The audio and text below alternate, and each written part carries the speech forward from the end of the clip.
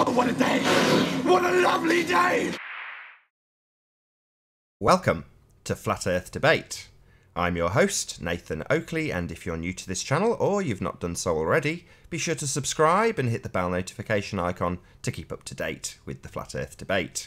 If you would like to support this channel, there is a super chat that runs alongside each of these shows while they're live, and a link in the info box below the video once it's rendered. But most importantly, if you would like to join the discussion, simply mute the page you are currently watching, then click the link in the info box below this video to join the panel and express your views on the shape of the Earth. If you do join, please don't swear. If you do, you'll be ejected, and if you are, please don't try to rejoin the stream using sock accounts. You'll be warmly welcome back on the next stream. Please also share the show, as sharing the show increases the live audience, of course, and this in turn increases the chances of a more diverse panel. So please share the show. And one last time, if you are new to the channel or you've not done so already, be sure to subscribe and hit the bell notification icon to keep up to date with the Flat Earth Debate. Now we are joined by Arwin and Sleeping Warrior. How are you both doing, gentlemen? We also have Stephen Chess. Oh, we do. Hello, Stephen. Hey, what's up? Late arrival. Good to have you, Arwin. How are you? Yeah, doing all right. Still getting cooked here every morning and early afternoon. Nice. The weather's turned in the last fortnight. I'm sure Stephen knows exactly why that is.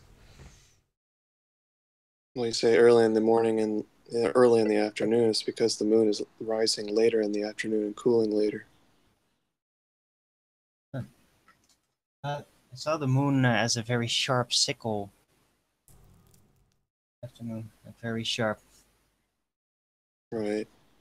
It's getting warmer as well because we're approaching the summer and the full moon. Yes, so. Yeah, Stephen spent the last couple of years paying very close attention to what the celestial bodies do in relation to the weather at his specific location, and basically tracking it in terms of how it works with the orbits of what's above us rather than what they say on the news. And he's got it down to a fine art now. It's amazing. Cool. Hey, Stephen, I got a question for you. Yes. Relating to the moon. Does the moon actually emit more cold when more of its visible surface, when more of its surface is visible? So when it's like a full moon, does it literally give off more cold than if it's just a sickle? Is that also involved in the heat? I'm not sure whether it's the position of the sun and the moon or the phase of the sun and the moon. To me, it seems like it does. So, like approaching the alignment, it seems like it starts to give off less, but towards the full, it does seem to have more of a cooling effect. Interesting. Can I just say it's 2-0 to Liverpool at 73 minutes? Not that anybody really is interested in football on the FA debate, but it's interesting to me. 2-0 Liverpool, 73 minutes. Come on, you Reds. Yeah, it's the only balls you get to keep. Yeah, it's the only ball we can prove. Yeah, it's all and it's balls. the one you get to kick as well. So, Nathan, we got a shout out from Zach last night. Did you see that?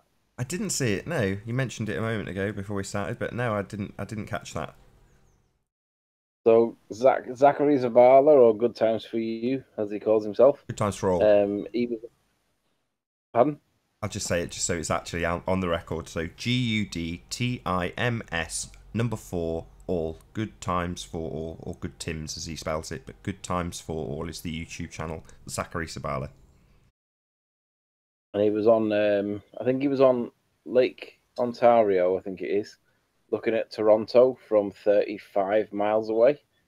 Now, I know when I've done my 30-mile observation, 30 miles makes things ridiculously small, like a pixel on the horizon, and he's done 35 miles, which I would expect it to be even more difficult to get.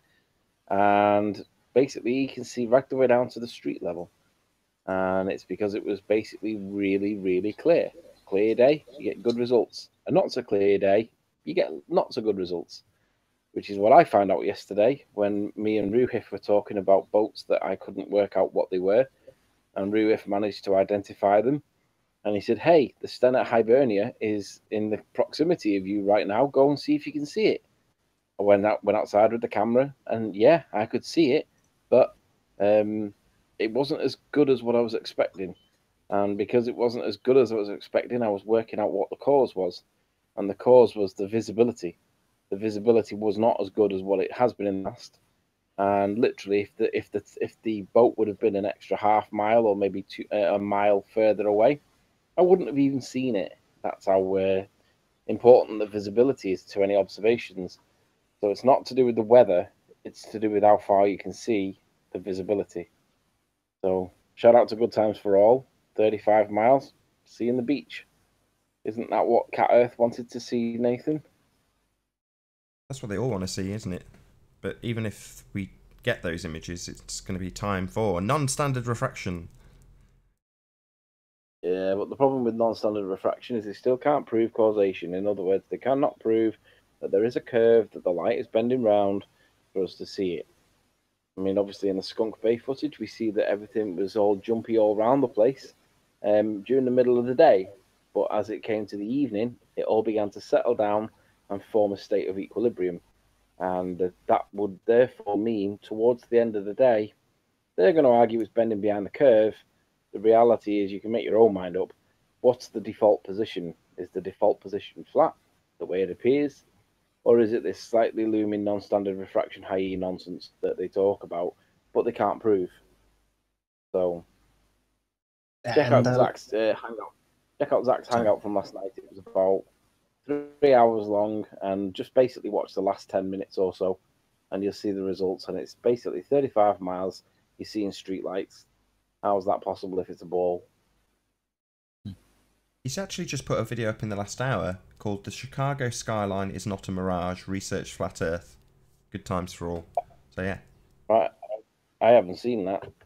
It must just be a shortened version or just the clip itself. It's about 4 minutes 11 seconds long, so it's not going to be his detailed explanation for what he's doing or what he's seeing, but presumably that was all in the 3-hour hangout he had last night. So Ding Ding Knockout says, big up to Nathan and Riley, fair fucking play for doing this shit, not backing down. This is what they want. Yep. At the end of the day, I mean, me and Nathan don't always agree on stuff off air. I think it's common knowledge that me and Ranty don't agree. I mean, we don't really know what's going on, but we do know what's not going on, and you can test it yourself. You can realize that you need a good day and a bit of zoom, and you can see stuff that shouldn't be there by the curvature of the Earth, and that means that we can discuss everything else. Everything else becomes moot, but you can tell what's not happening. So who cares what shape it really is?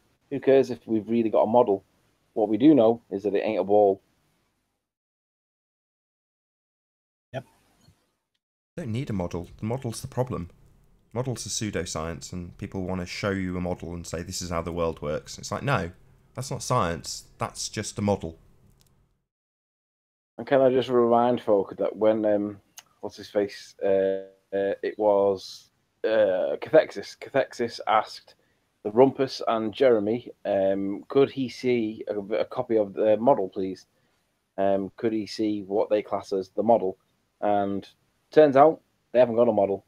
They say they've got a model, but they don't actually have one to produce when requested. So when you ask for them, can I see a copy of the model to see what we're talking about? And I expected them to say Google Earth, because the Rumpus says things and then gets proved wrong and then re-rinses it next week and then reasserts it to be correct. I totally expected them to say Google Earth. But they distanced themselves from Google Earth and said that's not their model. And then when asked what is their model, nothing. So basically it's stories, not a model, simply stories. Maths and stories. And gyroscopes inside planes got debunked as the pendulous vanes argument, proving the adjustment to gravity and the curvature of the Earth. It got debunked to the point where Brenda simply was making shit up, and upon challenge by Nathan, she was ejected because she was putting words in there that simply were not there. And when challenged again, she reasserted the position, and Nathan wouldn't accept it anymore. She kicked him out. Hey Mark, how you doing? Hear us, Mark?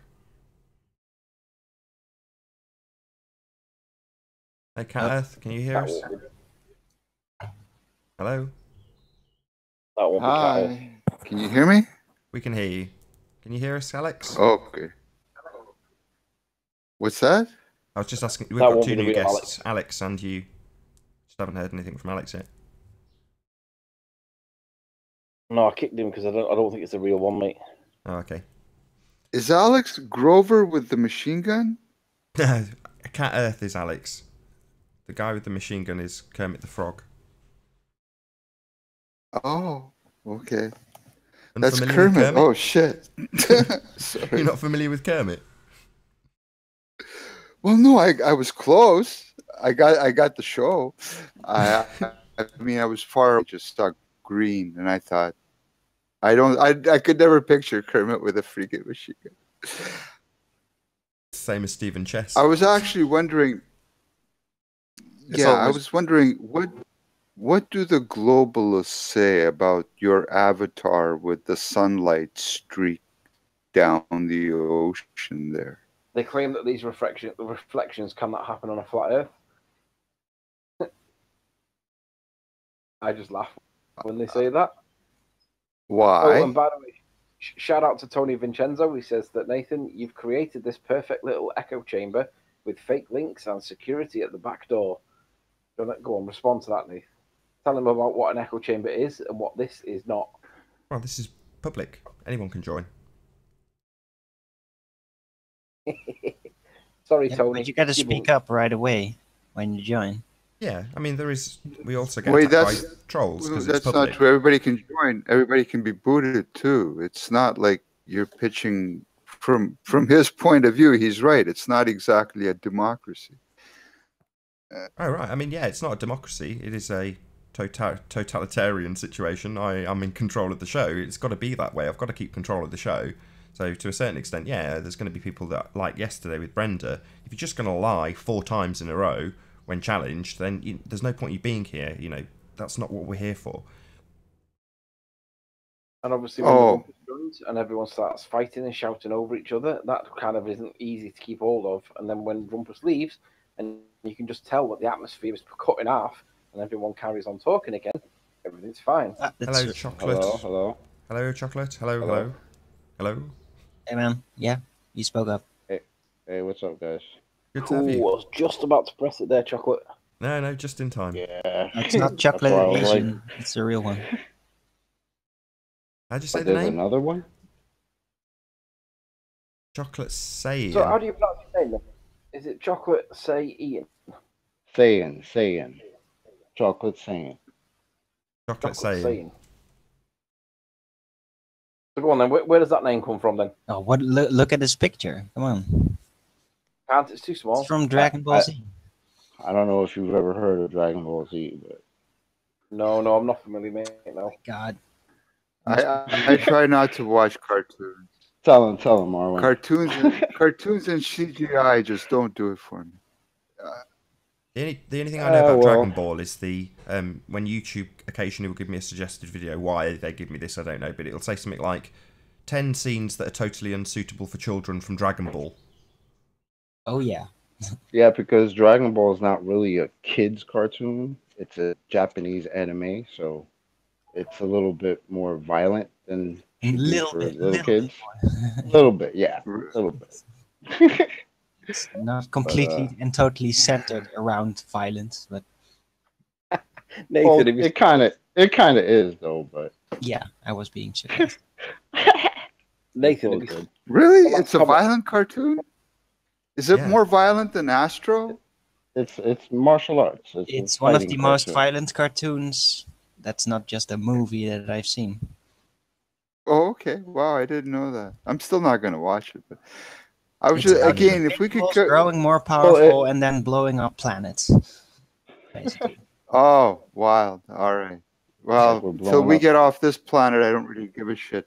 But I was wondering, Nathan, because I sent somebody something and I'm waiting for their comeback, and I wonder, since it has to do with this basic avatar you got of the sunlight streak down the ocean, what do they say? Well, normally when people see this image, they don't give that any consideration, and it's the reason I've got them up there. That's why I use them. That that reflection that comes to your feet is an absolute globe Earth killer. It's a flat Earth proof in itself. But what they will normally do is insert the presupposition that we're on a curve and that the Earth is turning and that it's spinning around the sun and that's why the sun sets. And look, there's a proof there in and of itself, is what they would say. No, well, I'm not knocking the sunset. Clearly, that one's up for debate. And not that I agree with them either, but they will debate it to hell. But how do they argue the streak that because when you put a lamp to your freaking globe, you don't get that streak. Let's put it that way. But simple, they don't. Well, what do they say? So I'm say, kind of waiting. No, it looks just like that when you do it on a model, when you shine a light on a marble. No, it looks like that. It doesn't, but they just say it. That's how it looks would like that on a globe. Do they see that on a marble? No, of course they don't. Do they see the That's streak? How it's going to happen on a globe. That's what they say. Yeah, but you give them a globe and a lamp to hold. On any shiny round surface, you will always see a spotlight.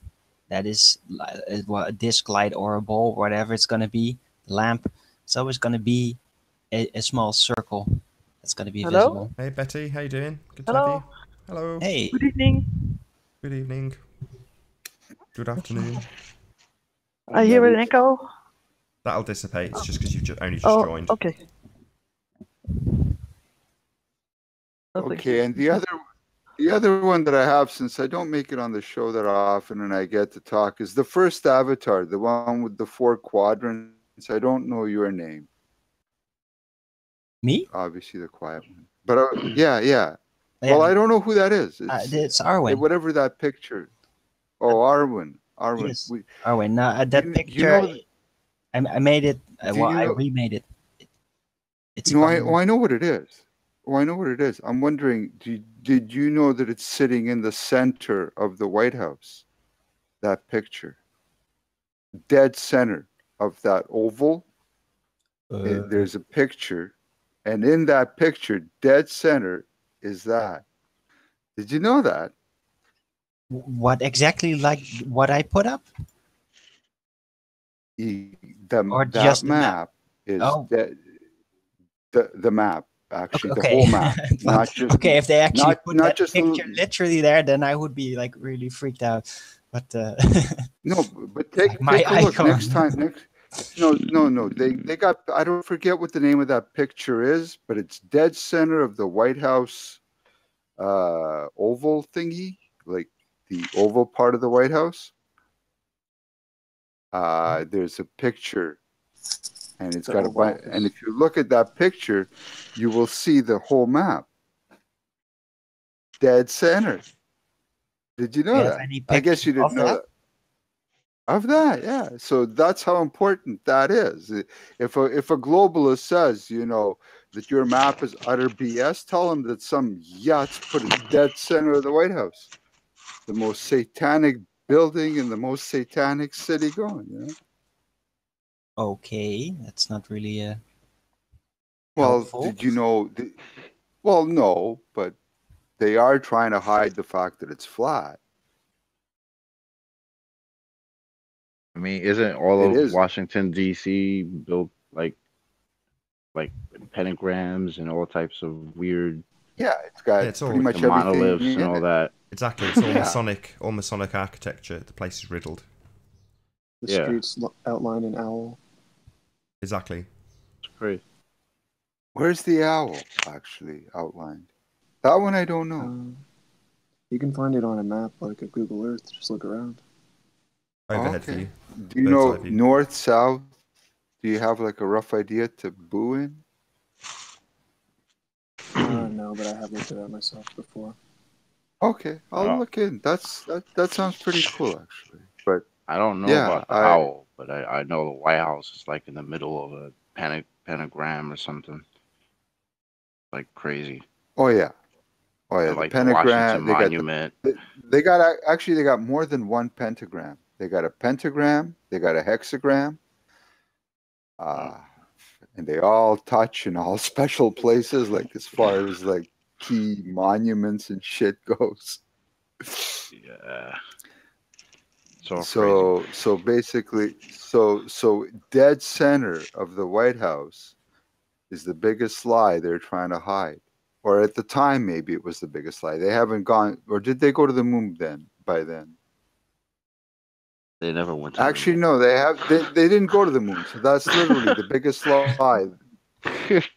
No, that was the biggest lie that they were blobbing back then. Was this? So they put a dead center. I'm pretty sure that if the White House was built after the moon, there would have been something in there to represent a moonshot too. I'm sure the White House would love to. Oh. And now back to some Dragon Ball Z explanation. Hey, Nami, how you doing? Hey, Nami. No, this is about Flat Earth. It's not about Dragon Ball. Lots of people joining. Yeah, what's going on? Hello? Did Hello. anybody see this morning Strike had a live video about Quantum Eras's presentation last night? Did No. anybody see that? No. No. Who was it? No. I think the video is still rendering, and they were all bashing over his presentation. It was pretty funny. Even Red Rhetoric was attending. So I thought it was funny. That's excellent. They didn't have really good arguments. They were just going over the text and continuously stopping and going over that. It was really funny. AP Mars, how you doing?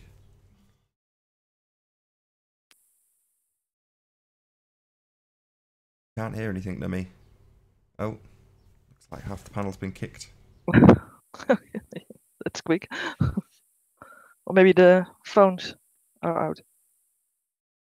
I'll bring some of our guests back in on Skype. Is that you, Ranty? How you doing? It is. Hello. Good to have you. Just get some of our guests back It on is. Skype. Won't be a second. Yeah, PMARS removed everybody. May not have been P Mars. Well, Am I that's still here? PMARS removed Darwin, Mark Smiler, and Stephen Chester from the Hangout. Yeah, but it might not Right. actually be him. Am I still here? You're still here, Betty. Oh, okay.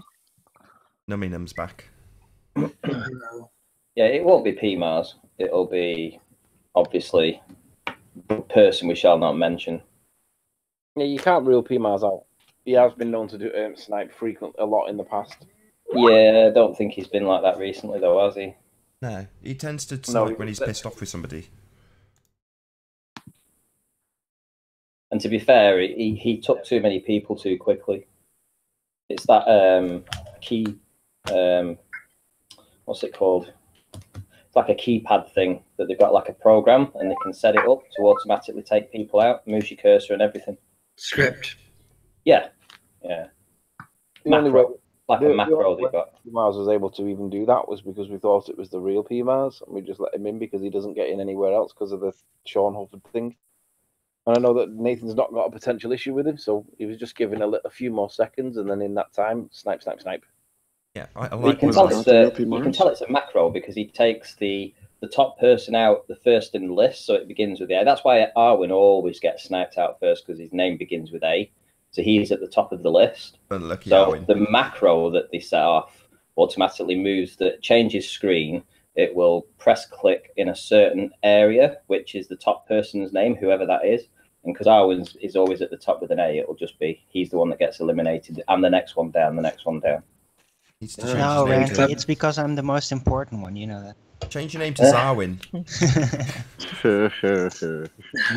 Yeah, I'll call myself Zarwin. Yeah. So Betty, it seems that John struck a nerve then. Sorry. John has struck a nerve. Yeah, and so quick. This morning, I think I woke at 7 o'clock. It's a little bit later or earlier than your time. And they were already at it, so that was really funny. Excellent. Oh, I'm so chuffed. If you're over the target, you get flak, and that's what that is. So Well done, John. And they didn't have a really good arguments, so that was really funny. Just Jesse, what are you talking about? there was a live stream from Strike, and he had the presentation up from Quantum Eraser, last night, and they were going over it, rule by rule, sentence by sentence. Who was the hangout by? Was it Slice Arcane? Is that the one you're referring to? No, Strike. SCI and then STRI, I believe. Oh, right. Slice Strike. I noticed there was a comment from Slice Arcane in the chat. Did you catch it, Nathan? I put a copy of it in the side chat. It reads, "Pity, no flat earther was in the chat by name. Was interested in seeking scientific fact on Thursday. Congrats, Nathan. You have your own little flock." Look, he's put that same message about 50 times, right? He's really struggling to try and get a reaction, and the fact that you've actually mentioned it proves that we shouldn't have really even mentioned it, because he is known to lie. He is known to. He knows it's a ball. He tells everyone it's. He knows it's flat, and he knows it, and he tells everyone it's a ball. The guy's not stupid. The guy but you can forget, use CAD. He's called Nathan out, time and time again, to try and say that none of the flat earthers took part in his experiment, right? But the fact that you've actually acknowledged him, it's kind of giving him some credence. I wouldn't have even acknowledged him. No, I like acknowledging Sly, because I like giving a one-way echo chamber nonsense against him, because the guy knows that the Earth is not a ball. Well, he tells everybody it is. And he'd have had his stamp of approval. He'd have had the show's. Misrepresents evidence to suit the he would have had our participation and stamp of approval if it had presented a hypothesis, and instead he rage quit. He doesn't know what a hypothesis is, though. What do you expect from him if he doesn't know it? He did actually say he would produce the hypothesis once he'd done the experiment, which was, ludicrous. Yeah, you had to laugh at that. I'll do step 4 and then do step 2 afterwards. Yeah, get the results in, get everything done, and then formulate a hypothesis. He's a pretender clown. Welcome to the Ball Earth Circus. Sly Sparkane being the chief clown.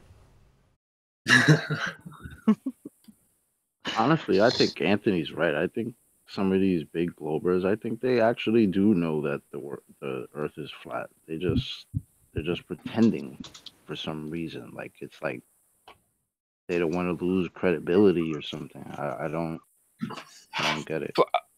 I'm gonna go out on a whim and tell you the people that I think know definitely that it's not a ball. Flat Earth Math knows it's not a ball. Sly knows it's not a ball. Red's Rhetoric probably believes that it is a ball because he loves NASA that much that he would completely accept it if they said it was square. But Flat Earth Math and Sly definitely know. Sean, I'm not sure about Sean. Sometimes I think he does, sometimes I don't think he does. But a lot of these guys do realise it, but the other guys are just brainwashed. It's an extreme behaviour. You either realise and push the narrative anyway, or you're indoctrinated so much so that you can't possibly digest the possibility it might not be. So there are some real victims, but I do think some of them definitely do know. Anthony, can I ask you, what is it about Flat Earth Math that makes you think that he knows it's a ball? I'm just curious. Well, have you ever spoke with him? Did you know the guy I'm on about? Yeah. He has this smiling, giggling kind of persona that you can't really hate. But that's his MO. He's killing you with kindness, kind of thing. I don't believe that's a genuine position. Okay, so it's not like I thought it might have been based on something like what he argued. No, it's to do with the style that they use.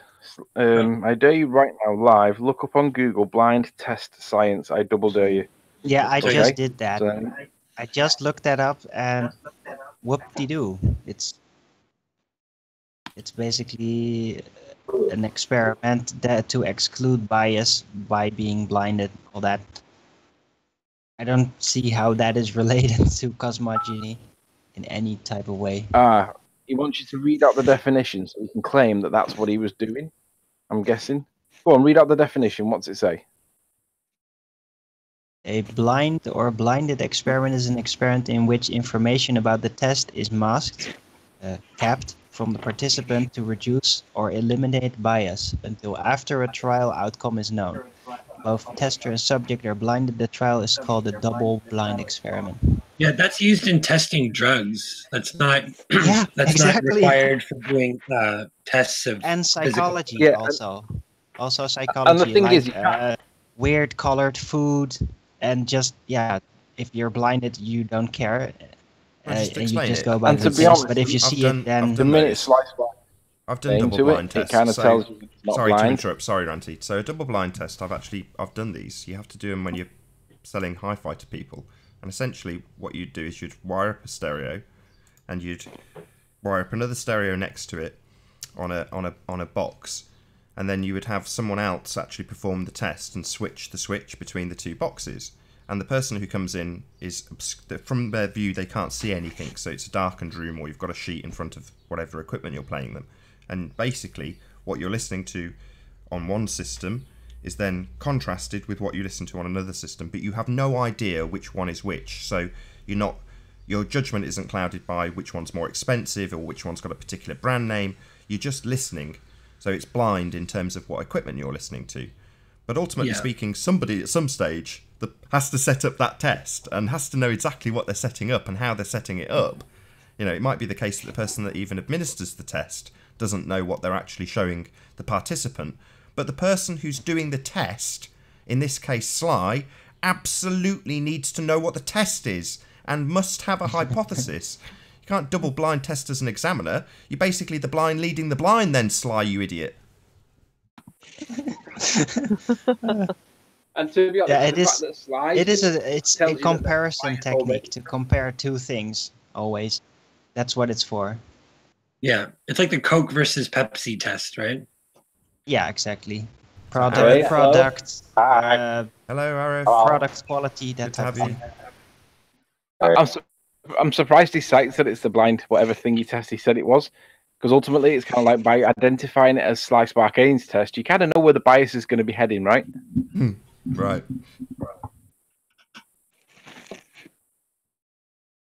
Yeah, well, that wouldn't be the appropriate use of a double-blind test. So it just shows that he doesn't understand the scientific method even more than he already. I could think of a funny. This is a joke, by the way. A double-blind experiment, and that is put a blindfold onto a participant, let them walk over a flat table, and let them walk on a ball. Let's see if they notice the difference.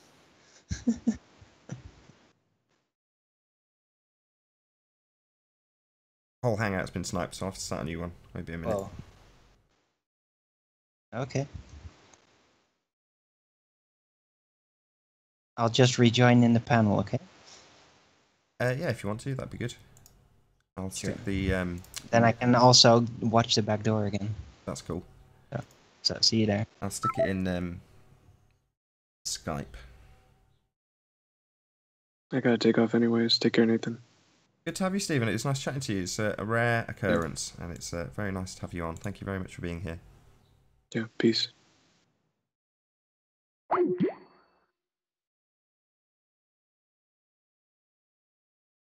Welcome to the show. Don't know. No, you don't know.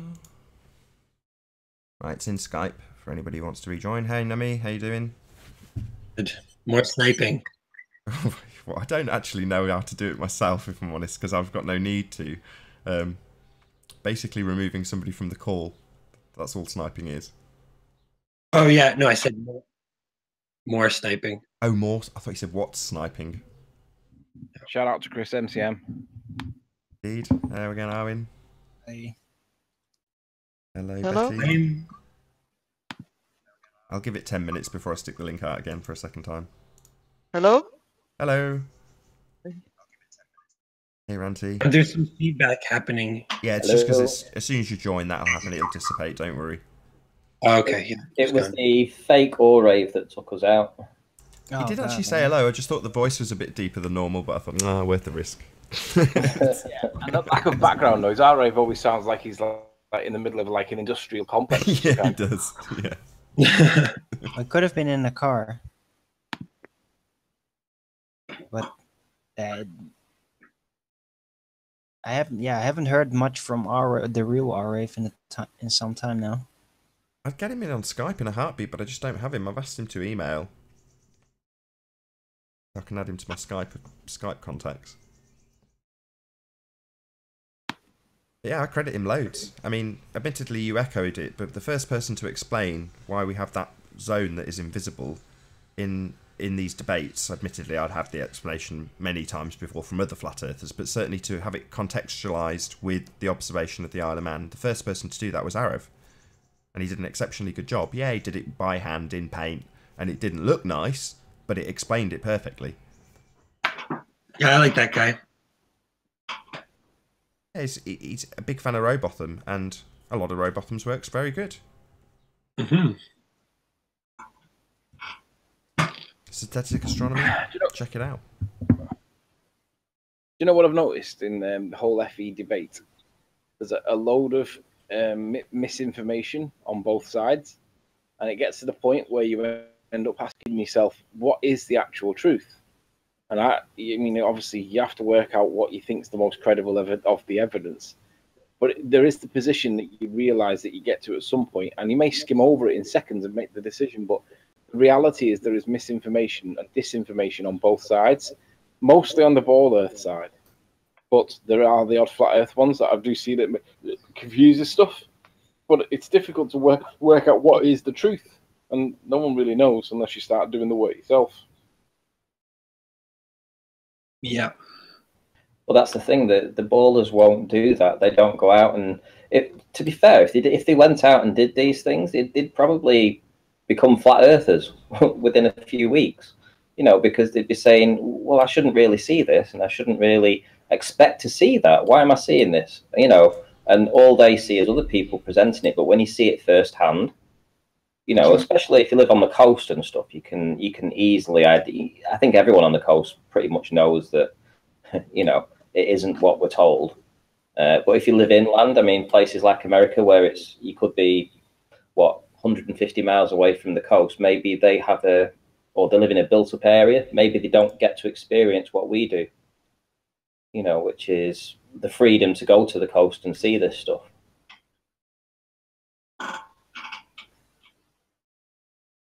I mean, I wonder how many people in the chat actually do live in big cities and never really get to go out of the city. I'm one of them. I think you're right. Yeah, that's why I don't own a telescope. Yeah, over my life I have been able to look at the coast, or on the coast, seaward. So I have been looking at the Atlantic Ocean a couple of times, and yeah, it looks all very flat, and yeah, the whole refraction zone thing and the slant, it really, when you just take any presumptions away, the first thing that I would interpret it at, and even looking at the background image that Nathan uses right here, it just seems like it's a flat plane and then it's cut off, like there's an edge. That's just the very first impression you get, and it's also what the reflection of the sun basically suggests. Like it's cut off, but it's a mystery as to what is behind there. And yeah, when you go up, it's down to the camera, then you get to see what is actually there, how it's changed. But that's just how it looks like. Well, you've got to ask yourself, is it a mystical properties of water? Because let's face it, Jesus turned water into wine, and it appears now that water is appearing to turn the ball into a flat plane. You know, it's mystical properties of water. Well, then in that case, sand has the same mystical properties, because there's plenty of very, very flat deserts that even provide even further sight. But indeed, yeah. But the weird thing about water is this slant effect that seems to be pretty unique about water, which probably has to do with its moist properties. Because in deserts, it rarely has the same level of effect, and it's of course due to the sunlight hitting the dirt or the sand, and then giving off much more heat in comparison to the water that spreads out the heat. It absorbs it and spreads it around a lot more. So yeah, that will give a different type of air density and heat release. But I think that is mostly the unique property of the ocean, that you get to see this very specific style slant. Anthony's been doing some good observations with some boats. He wants to have a chat about that. Yeah, give me 5 minutes. That's a good There's idea. a lot of noise now. You what? Sorry. I was just saying, give me a couple of minutes because the dogs are going out for a walk. Because that's what cruel animal owners do. They take their dogs out for walks and stuff. So while they're transitioning from the dogs that are coming back to the dogs that are going out, I've got to mute for a minute. It's going to get excited. No worries. All right. Oh, is Mickey not going out? Oh, we'll go on then.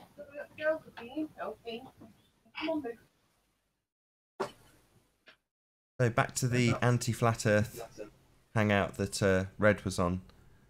Maybe we'll see some of Red. Sorry, what did you say? Maybe we'll actually see some of Red at some stage on the debates.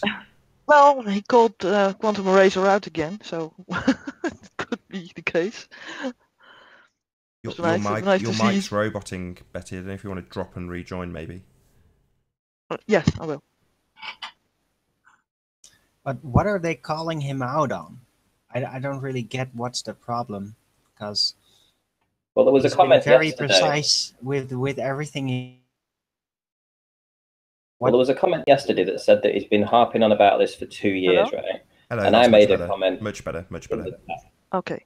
Which basically said, well, if you've had 2 years listening to him harp on about these things, and you've still not been able to refute any of the things that he's coming up with, why is it such an issue for them? Why do they need to throw out pass-away comments that are like, oh, he's been going on about this for 2 years? Well, so what if he's repeating himself? Because he is basically drilling it into them. We want someone to come on the panel and tell us where he's going wrong. Because from where I'm seeing, he's got some very good points. I've encouraged him to Not only repeat some, himself, he's so he got has. some great points. Sorry, go on, Betty.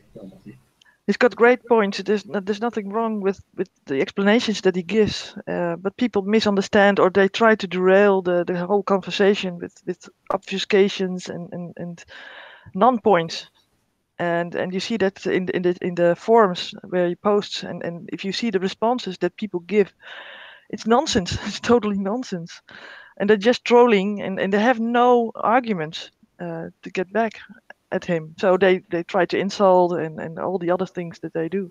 Yeah, exactly. If he's been going on about it for 2 years and they've still not found a way to combat his argument, why is it such a derogatory thing to bring up and say, well, he's been going on about it for 2 years? You know, I mean, yeah, it's because I have a theory. Maybe until it's proven wrong. Maybe it is just that they really, really don't get it, and they're basically bullying him like the nerd. Yeah. That And- type of and setup. They ignoring. just don't get it, so they just hate him, Yeah. and they're not gonna, actually get into the material and just bully him, basically. And try to ignore also. I think they think if they say something like that, it's going to sort of downplay what he's actually saying. So that if somebody else is hearing this for the first time and they're reading comments like that of such, they're going to try and, you know, think, oh, well, this guy must be off his rocker then, if these people are slagging him off. And that's all they have is this kind of retort, rather than coming on the panel and saying, right, okay, he's done this wrong, or this isn't right, or this is incorrect. And for 2 years we've been doing this. You know, we're waiting. We're still waiting. Nathan's asking for scientific proof. We're still waiting. But they Come on know in. he's right. They know that he's right, but they have no arguments against him. And then they have to say that he's wrong, and they continue to say he's wrong, and other people parrot that, and then you have a whole community parroting that he's wrong, without looking at the evidence or at the things that he's presenting.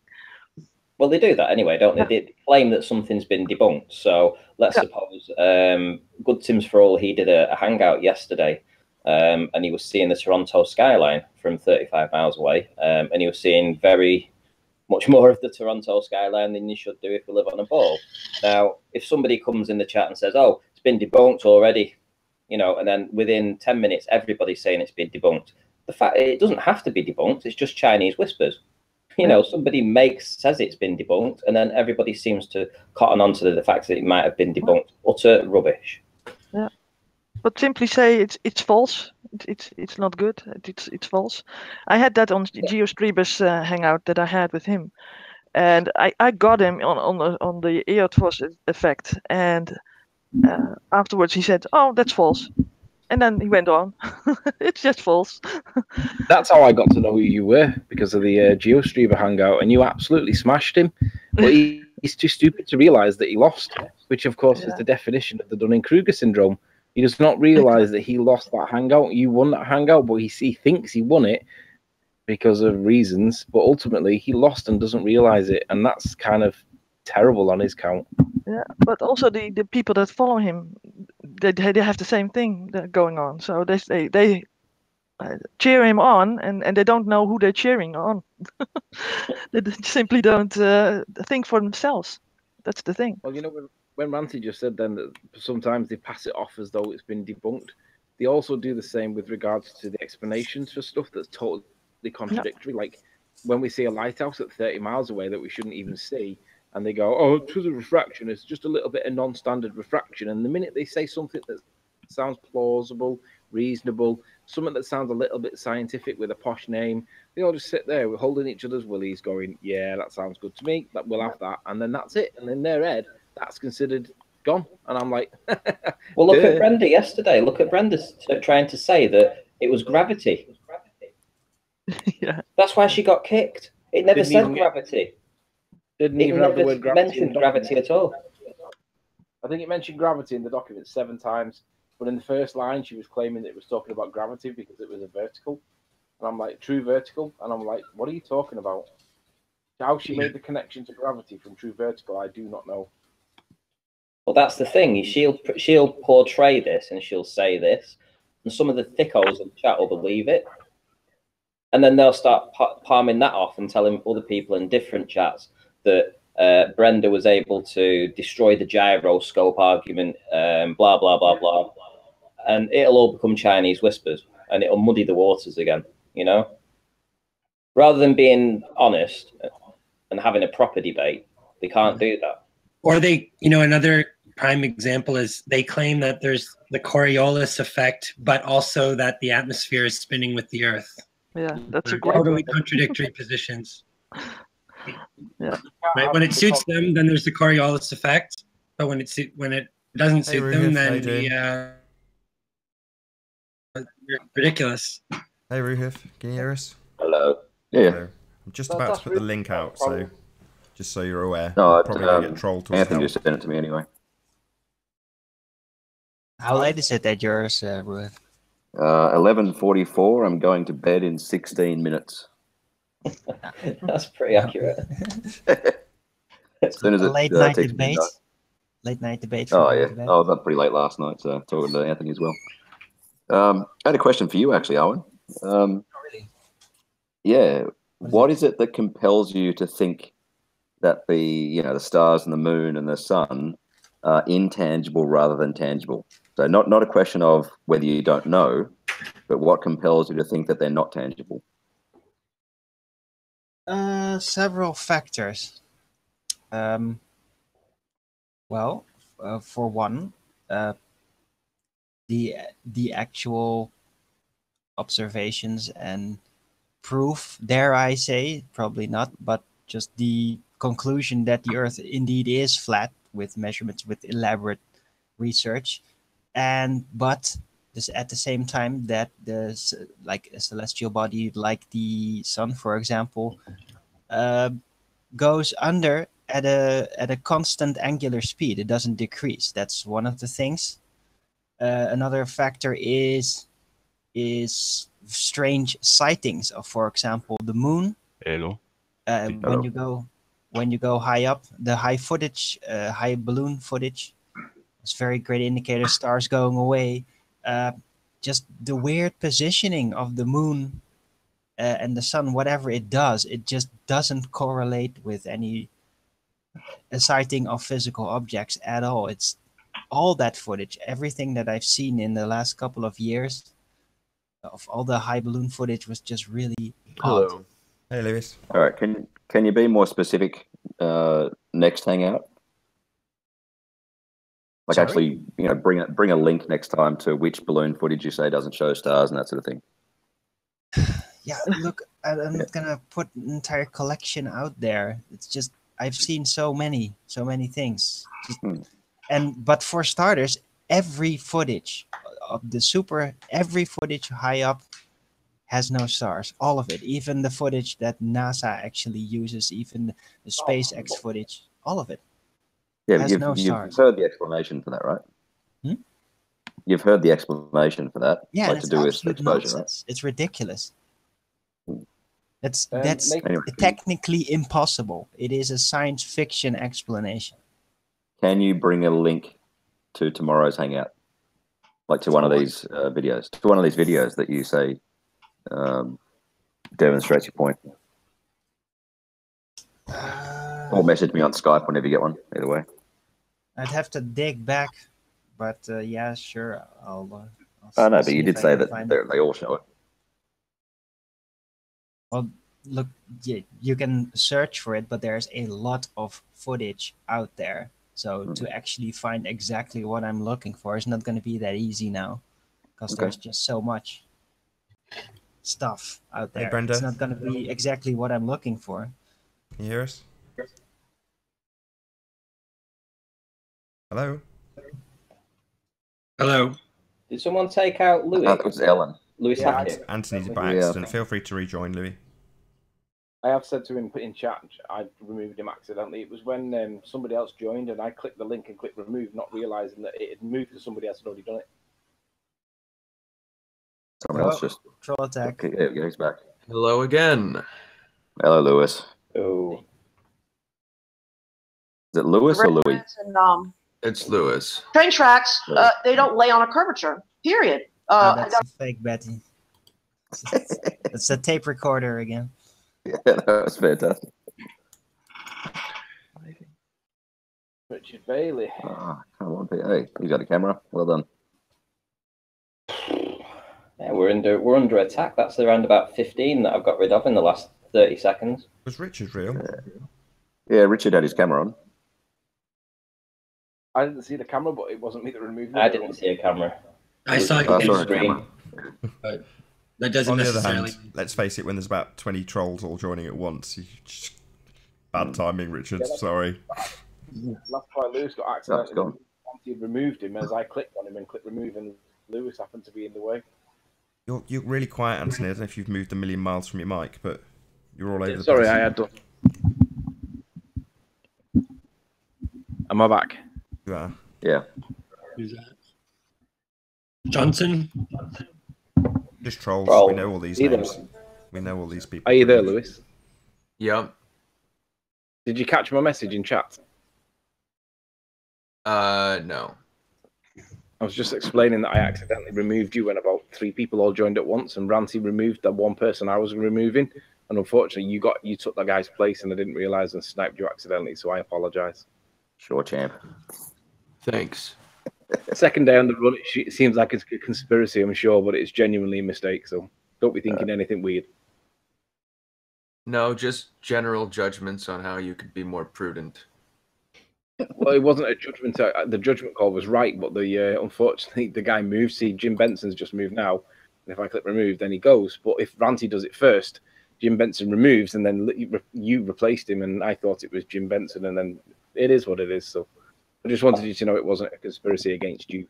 Yeah, it was done it twice. It was no that was in, and because he's with the L and the N, it's all close.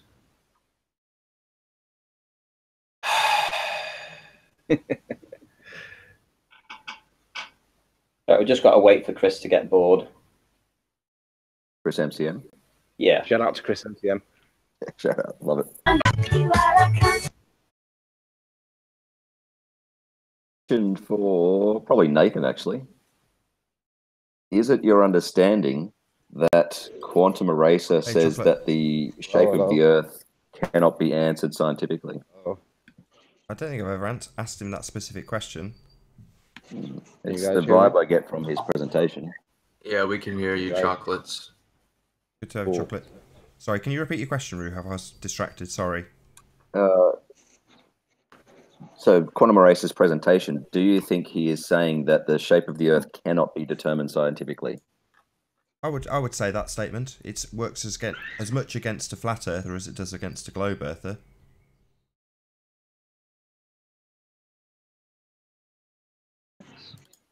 But if you agree with him, will you stop asking for scientific proof?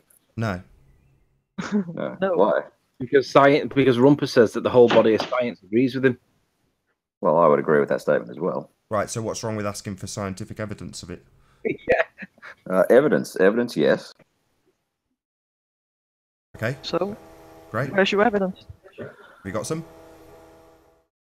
I've got 8 minutes, so I don't really want to get into it tonight. But I mean, we can continue the whole different weight at different latitudes if you like. The air-boss effect? Not necessarily at boss, but we can. That's like the second part of that argument, yeah. You do realise that Betty destroyed GeoStreamer on that exact point, like about a week ago. Have you seen that hangout? No. How did Betty destroy Geo? Go and look at GeoStreamer's hangout and watch that chat with Betty. It's glorious. Yeah, that's unlikely unless it takes about 6 minutes. Well, What's unlikely? Debunked the EOS effect. That took about 6 minutes, I suppose. But what was your argument? You like the talking clock. I wanted to ask him, that GeoStreamer, what is his hypothesis? The observed phenomena that he made, and how did he construct the hypothesis? And he showed me a graph, and he back engineered from the graph the EOT effect and the EOT effect. So that was totally wrong.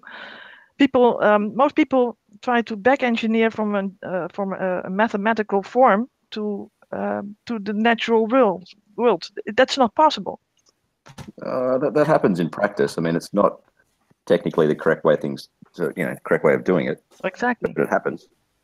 Yeah, but that missing technicality makes it not scientific, right? You can reverse engineer it. I'm sure it happens a lot in papers. Sure, but you could say murders happen, that's just life, couldn't you? Murders happen, that's just life. Right, doesn't make it right though, does it? No. Exactly. But does it change the outcome? No.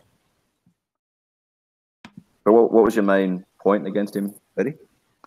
Well, he couldn't construct an hypothesis, a valuable hypothesis. Yeah, and he couldn't vary the independent variable.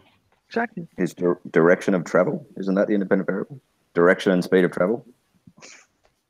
So construct the hypothesis then. Effect, sorry, just to clear that up. So the direction of travel is the cause of the Etbos effect, is it, Ruhif? Direction. There's a correlation between the direction and speed of travel and the weight. So let's hear your hypothesis. Yeah. Well, do you accept that the direction and speed of travel is manipulatable? Sure. So, and that proves the Earth is flat or round? Or has a centrifugal force? It's evidence to support. Yeah, it's evidence to support the spinning. Yeah. Yeah, but that's the dependent variable. You can't change the spin of the Earth, can't you? Can you? I didn't say that. I did not say that was my independent variable. I said the direction and speed of travel. But that's what you wanted to prove, right? Yeah, my model is that it's a spinning globe, and the prediction of that model is that if straight onto models. Sorry, we were doing so well, Ruhif. Now we're talking about a model, not the natural world, not something you can vary or observe in the natural habitat that model exists in, because it's a model. Yeah. Well, we're talking about science, and science is a study of the natural world, not models. Do you deny that models can be used scientifically? Yeah, they're not natural phenomena that you are observing. It's a model. So yeah, it's back to murders and it's just life, right? We can just use models, and in practice people do use models. That's the problem. In practice you use a model and it's not scientific in the slightest. What's your observed phenomenon? Oh, it's my model that I've created. Like a lawnmower that you've created. My hypothesis is a model that makes predictions. Right. First you have to prove the model then. No, My model is my hypothesis, and my model it's a makes model. predictions. A model is not a cause and effect relationship. That's what a hypothesis is. Listen, from my model, I can make predictions. Yeah, that's from my hypothesis that's of a making spinning a globe, prediction based on your model, not on the real world, Ruhif. We're not talking about models, we're talking about the world and whether it spins, not whether or not your model spins. No, we're talking about hypothesis. Yeah, and a hypothesis establishes a cause and effect relationship with the phenomenon that you're observing. So what's the cause of your phenomenon? What is the cause? Yeah? And if you're going to say my model, that's my hypothesis because my model shows this cause, that's nonsense. It's not science. So to answer your question, absolutely not. It's not science. You say models are not science? No. It's not an observed phenomenon. You're an it's idiot. not an observation in the natural world. It's not a cause and effect relationship. It's not a hypothesis. It's not an experiment. It's a model. Like a lawnmower. Exactly. If I get some Lego and I make a model, does that make me a scientist? Yeah, apparently it's so. Does your model make predictions? No. Who cares if it can make a prediction? It's a model. It's not the real world. It makes predictions. So we can what? test those So can predictions. Mystic Meg? Is Mystic Meg scientific? Mystic Meg. Is she scientific because she can make predictions? It's a Silence. computer program that's programmed by humans. Let's go to the circus, right, and go to somebody with a crystal ball because they can make predictions, right? So they can make predictions like your model can make predictions. Absolutely. So Mystic Meg and the people at the circus, they're scientific, know who are they? Mystic Meg Because is. they've got predictions. Yeah, let's test them. Right, with the scientific method. That's what we're doing Sure. right now. And what you're doing is saying, let's test my model. No, we're talking about the world. The real world. Let's test the predictions of my model. No, let's not test the predictions of your Lego model. Or your lawnmower, for that matter. We're interested in the natural world, not your lawnmower or your model. How is my model not a representation of the I don't care natural what it world? represents. Where's your model What do you at think then? a model is? Give You wanna me a show us? citation of your Good model idea. then. Let's see your Where model. can I find it? Oh, But who was it? Was it there's Anthony? No, there's Hang observable on. facts that contradict your Too model. many How people we know your talking. model's wrong. Nummy num. What is the observable fact that contradicts the model? Well, for one, there's no, the atmosphere would have to be spinning with the Earth, which it's not. It does. No, it doesn't. What do you mean it doesn't? How can that happen?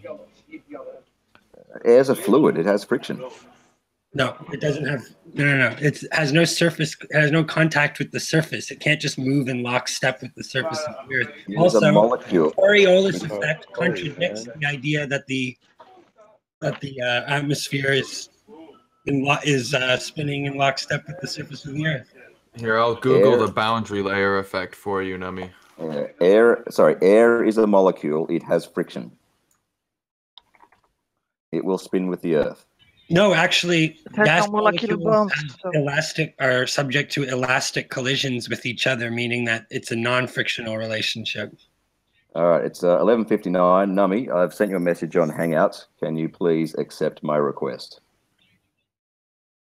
I don't know how to do that, to be honest with you. Just go to hangouts.google.com.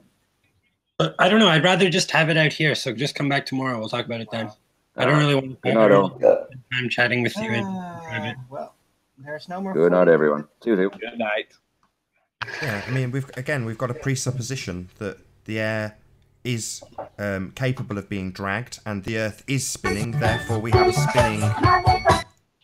Therefore, we have a spinning Earth. You know. So I'd like to make an observation. The sun goes under the horizon. To explain this observation, I hypothesize that the Earth is a spinning ball orbiting the sun. One of the predictions that should come true, if my hypothesis is true, is that I should be able to circumnavigate the globe by traveling in any direction for long enough. What does it have to do with the setting of the sun? That prediction would come true on a globe Earth. It would not come true on a flat Earth. Sorry, what's your independent variable? My independent variable? Let me think about this for a second. You've just given us a hypothesis, right? So a hypothesis contains your independent and your dependent variable. That's what a hypothesis is. So you saying an independent variable kind of makes me think you have no idea what you're doing. Well, I understand that science starts with observing a phenomenon. Let's and then not go. a Let's not do a Brenda. Let's not go through what the scientific method is with this, right? Just tell me what your Why not? independent variable is. It's a really simple question. What's the independent variable? Well, that's a really oversimplified way of looking at this. Okay, right. Do you know what an independent variable is? Yeah, it's the variable that won't change based on... Wrong, you moron. It's the cause. So if you're going to say Earth turn, right, that's cause. We're establishing cause and effect relationships. You utter retard. Right, so like if you have a x equals y equation... Why are you asking me a question? Why are you asking me something right now? You stupid idiot. What? I've asked you what your independent variable is. Tell me, or get out, you idiot. Why? Do you have one? I just told you my hypothesis, dude. Are you deaf as well as stupid? I want to ask... What is... I will say it really slowly, right? I'll whisper it into the mic. What is your independent variable, retard? Why are you so mad? I'm not mad. That's why I whispered it, because I already knew your response because you are predictable. That's why I whispered it. You're not only stupid and deaf, you're also predictable, Lewis. How did you make that prediction? Because I whispered prior to you saying, why are you angry? You idiot. You are that predictable that I predicted what you were going to do. That's what a prediction is. Well, what do you predict I'm going to do next? I predict that in the next 10 minutes I will ask you about 5 times for your independent variable, and like a complete muppet, you will obfuscate, accuse me of being angry, and not actually present an independent variable because you're a retard. Well, I only asked you if you were angry. Don't ask me. Tell me what your independent variable in this sunset is. You idiot. Well, the independent variable is that the sun is going underneath the horizon. Oh my god. No. You literally do not understand the words coming out of your own mouth. You are that stupid. The cause. Well, what's wrong with what I said? The cause in your cause and effect relationship. Well, the cause is dependent, right? So there's any number Jesus, now he's going to start detailing it back to us. For the love of God. Just tell me what your independent variable is, Lou. I just did. No, you didn't. Yes, I did. What's the cause? What's the cause? That the Earth... See, when you repeat something back to me, it tells me that you don't understand the question, and you're having to repeat it to buy a little bit of time because you're stupid. Well, the sun goes... I hypothesize that is because the Earth is a ball rotating around the sun.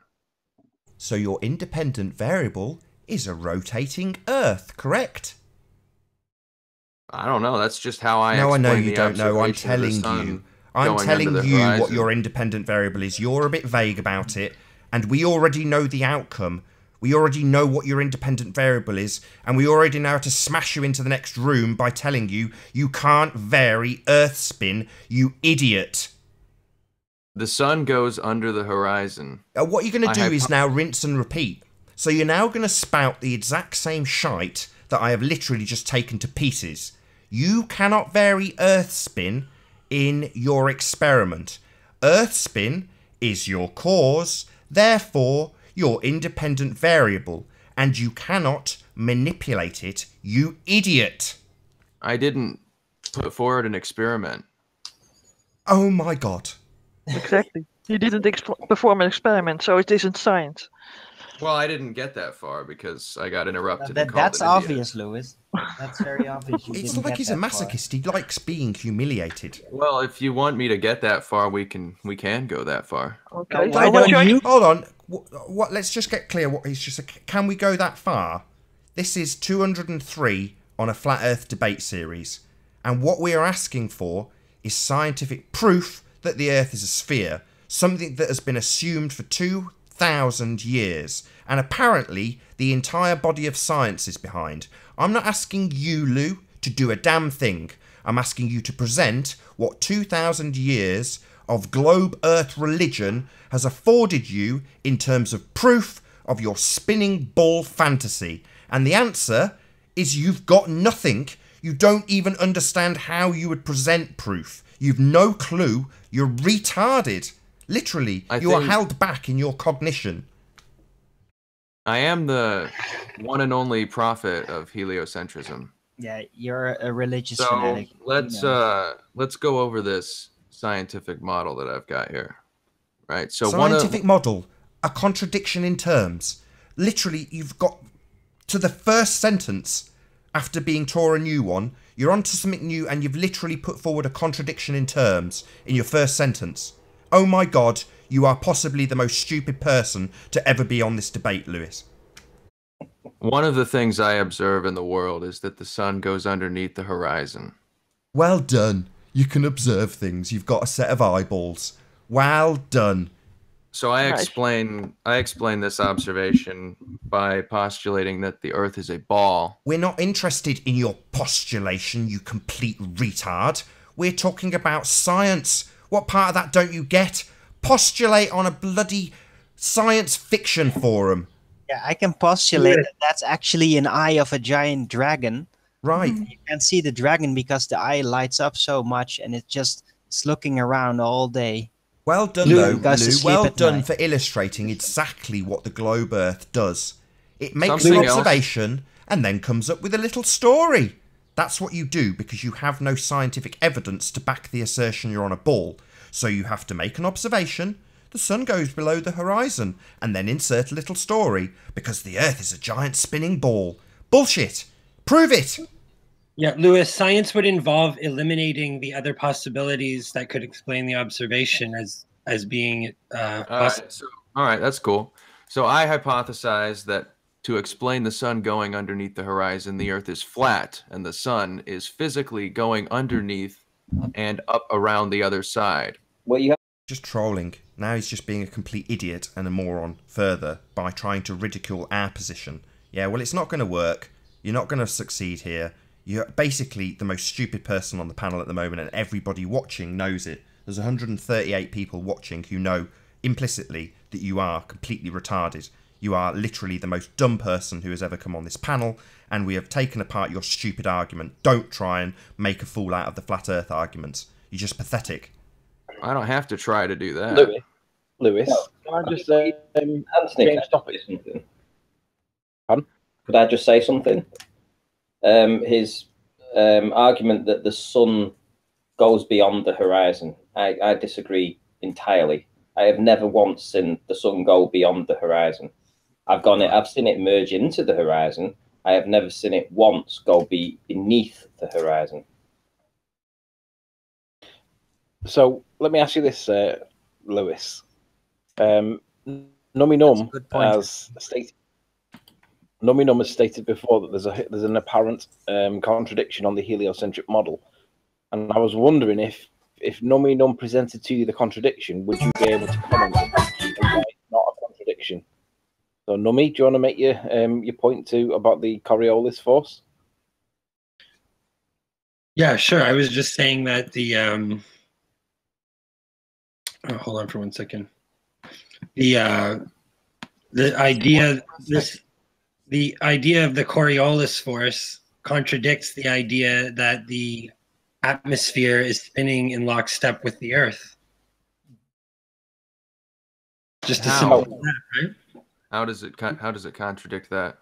Well, so the question is, does the atmosphere spin with the Earth or not? Yeah, I would say so, on a very large part. So then you reject the concept of the Coriolis force, right? No. Right, but that's where the atmosphere doesn't spin with the Earth. Well, it does. Right, so you reject Coriolis as a thing. Well, that's not what Coriolis is. Not where the atmosphere doesn't spin with the Earth.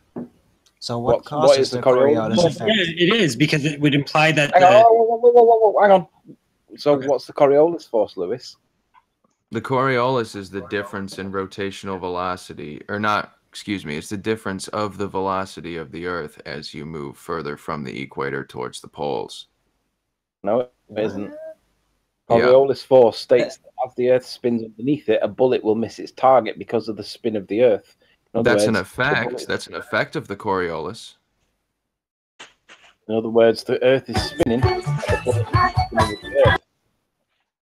So either the Earth is spinning and the Coriolis forces of the atmosphere is spinning with it, or there's a contradiction in terms. Or you haven't understood it properly. No. No, do you want to say it again to him? Because I got distracted by the noise. Well, it's if the atmosphere was rotating exactly in lockstep with the Earth, then that would imply that there would be no turbulence. Yeah, then it basically comes down to that. If the air, Well, if the air would the- spin the with the Coriolis- Earth, there would be no turbulence effect because of the spin. Hello? like the That's basically Coriolis it. effect is this conflict between different reference frames, right? Where it's like you've got your reference frame of the rotating Earth, and then the non Oh my god. non-rotating reference frame of the atmosphere are not.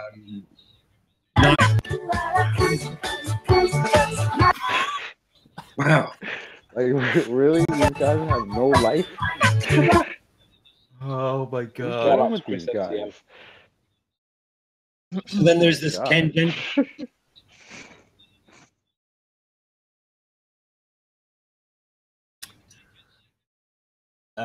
Sorry, Nami, you might as well start just gonna- over. Yeah. Oh no. Well done, Al. Is there no way to stop that? No, because he keeps on joining.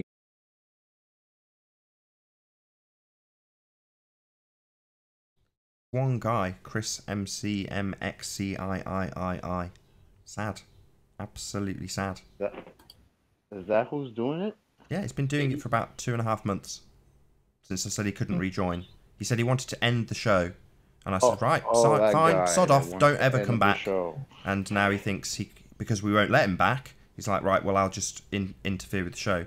It's like the kid that breaks something at a party and deliberately breaks it, and you go, get out of my house, you're not welcome here anymore. And then they come back and they phone prank call pizzas and, you know, basically try and disrupt the people who are cordial and enjoying the party because he's not welcome at the party anymore. So after saying, I'm going to shut down this party, and everyone around going, no, we're quite enjoying the party actually, we'd rather carry on having a party, just not with you because you're a complete wanker, but this person would rather keep joining and joining and joining to basically have a little tantrum, throw the dummy out the pram. It's sad. You definitely have been extremely cordial, Nathan. That's definitely a word I would use to describe your behavior. Maybe you don't understand. I'll do what the fuck I like, including swear, because it's my show. Do you understand that, Lou? Literally, I can break any of the rules because it's my show. I run it. So this Chris idiot, he can piss right off. He's not going to get back on, regardless of what he does, and he thinks by trying to employ terror tactics and saying, I'm going to actually try and shut the show down, no worries, it just means I have to tighten up what I do on the show, but he's not going to get back on. You know, he's tried to negotiate with Anthony, saying, I will continue to snipe every single guest on the show until you let me back on. It's like, no, screw you. No, afraid not. Well, maybe we'll get back to the Coriolis. Right. It's like the Coriolis effect claims that, you know, if you fired a bullet that as the Earth moves underneath that bullet as it's flying, it's gonna hit a different location than where you originally aimed at, right? But if the atmosphere was moving exactly in lockstep with the Earth, that wouldn't happen. So it just implies that there's How would that not happen? It's the bullet's moving with respect to the Earth. If the air is stationary, then like the bullet's just moving through the air and feeling the Coriolis effect, and the air is just sitting there. Right. Wait for him to say his whole thing.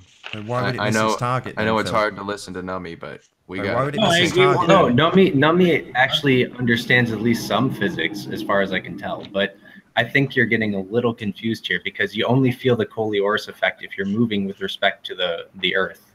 So it's the centrifugal force itself, the actual force applied, that's causing that to happen? Is that what you're saying? No, it's because you're moving with respect to the Earth. You don't feel a Coriolis force unless either you're moving. it is actual matter being displaced by the centrifugal force, or it is the centrifugal force. Which one is it? So, Philip, no, it's a different thing.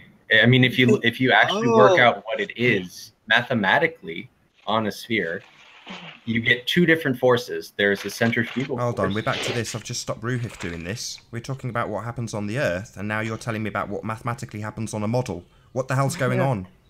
Again, yeah. Oh my god. What do you mean, oh my god? Don't blaspheme, right? You have just said, what happens mathematically on my model, blah, blah, blah, blah, blah, blah, blah. We're not interested, right? We want to know whether or not the Earth rotates and whether or not the air's being dragged along with it. Not whether or not mathematically you can calculate that. I don't really understand why we're talking about models. Who gives a crap what happens on a Lego model?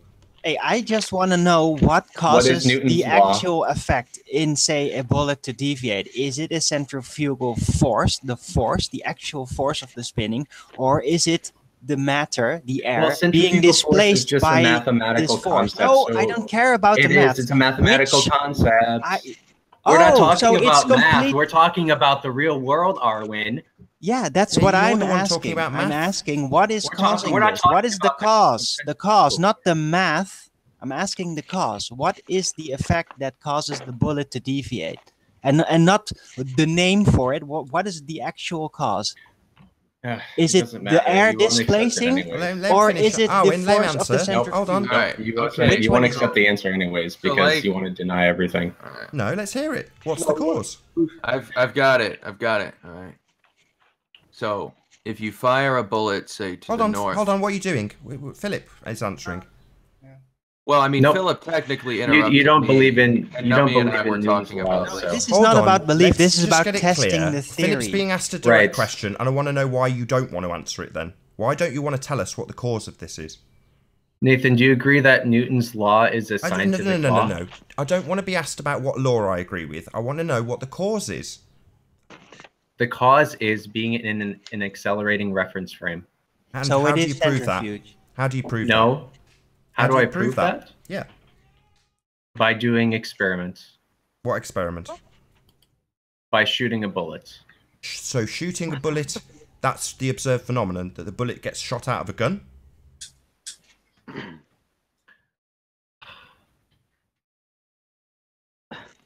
Take your time, accelerated reference frame. Hold on, Arwen. You take your time, Philip. Okay. Yeah, I'll take my time. Nathan, I think you know I was going to give a very Shut up, Lewis. Lewis, shut your mouth. While we enjoy the silence from Philip. Shut your mouth, Lewis. Let's just wait for Philip to answer. Well, I mean, it's funny because Numi and I were talking about if you talk again, I'm going to kick you out, Lewis. Shut your mouth. Philip is being asked a question. Shut your mouth. Wait for an answer. From Philip. So what's the phenomena? The phenomena is a bullet doesn't go in a straight line. Right. So is that a natural phenomena? Bullets? Bullets? Yeah, well, bullets being shot from guns. I'll ask it again, because you've repeated it back to me. So yeah, I'm asking if a bullet being fired from a gun is a natural observed phenomena or not. Well, if you recall the definition of science, it's natural and physical. So a bullet is a physical thing. Is it natural? But let's not get into Arwen. Hold on, Arwen. This is really important. Arwen, hold on. This was not about scientific proof. Yeah, I just want to know the cause. Arwen, hold on. We're establishing what Philip's experiment is. Apparently, the observed phenomenon is a bullet coming out of a gun. So, hold on. Are we now going to establish the cause and effect with a bullet coming from a gun? Is that what we're now going to do? And then you're going to tell us at the end that proves the Earth spinning? Is that what you're going to do? Because it sounds like we're trying to observe a phenomenon of guns being fired.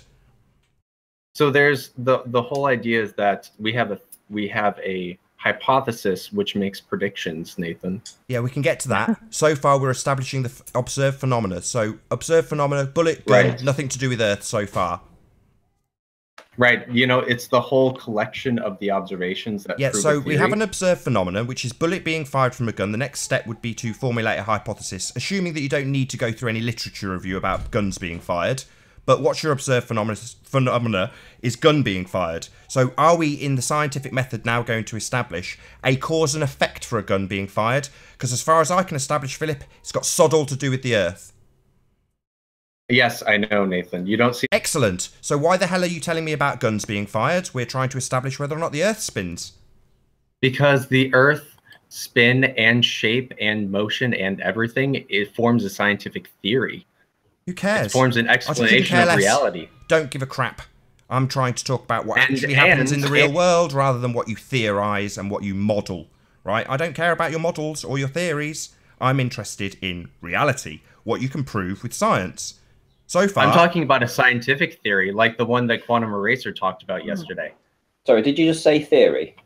Again, yes, yeah. Scientific theory. Oh, right, so you can strap on this word, like computer science. Oh. Science being a study of the natural world, computers being things that perform mathematical equations. Oh my God, Nathan, you're really going to flip the definitions on me now? No, just one word, science. Yeah, no. Science. You know, we had this big, long lecture yesterday from Quantum Eraser talking about what a law is, what a scientific theory is. And of course, now Nathan's going to use theory in the colloquial sense. That's fine. Just shows how dishonest you are, Nathan. Can I ask I want to know what your observed phenomenon is and what your hypothesis for that observed phenomenon is. What's the problem? Arwen actually wants to understand the Coriolis, so if you could stop trolling, that'd be great. The Coriolis is an effect, according to you, of the Earth turn, right? So we are talking about the Coriolis. Hello, Brian. How you doing? Yeah. So all right. Well, if you could just stop talking and moderate, we can talk to Arwen. Right, how dare you? Get out of my hangout. So, you are literally just a wanker. Piss off, Philip. Not Philip, Louis. Sorry, Philip. Philip, you said that it was the accelerated reference frame that causes supposedly causes the Coriolis effect. So that an accelerated reference frame that kind of points that the actual force applied is caused by the rotation, which would be, well, it would be centrifugal force, because that is the force that comes from rotation, that type of thing. So it is actual force from centrifuge that is causing the deviation. Right? Sorry, well, I missed that. My original question was, is the Coriolis effect, the deviation of the bullet or whatever it is, caused by air displacement, or is it caused by a specific force caused from centrifuge? You said it's caused by the accelerated reference frame. So that implies very strongly that it is caused by centrifugal force. No, but there's more than, there's not force just is all about. There's more than one force when you're in an accelerating reference frame. So what are the other forces that are causing it then in this instant? And how do you control? Oh, wait, please let Philip answer. Right. So if you go to the Wikipedia page for rotating reference frame, they go through a derivation for how you get the fictitious forces acting on an object. So the centrifugal force is this equation right here, the omega cross r.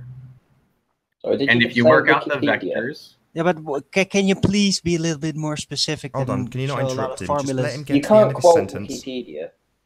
Oh my God. Hold on, Ranty. Just let what him is get the to other end. force that is being applied? This is the Coriolis force right here. And how do you control that force? How do I control that force? I change my velocity. No, you said there were other forces. So what were the other forces that would be causing the accelerated reference frame? Yes, exactly. That's what I want. No, if you're in an accelerating reference frame, you feel a fictitious force. That's what happens when you're in an accelerating reference frame. You said that there were other causes, and my question is, how do you control them other forces to negate them so that you only get the real force that you're observing? So you're saying, how do I actually get rid of the other forces like that? Whatever the other forces that you claim are.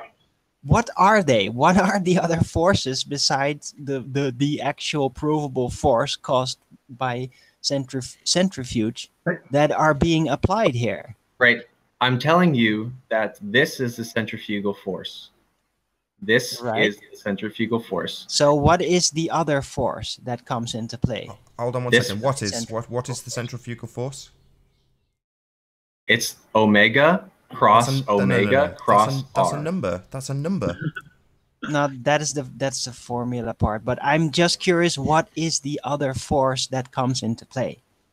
There is. What do you mean that? What is the other force? You said there were other forces besides centrifugal force that are applied. The Coriolis force is the other force.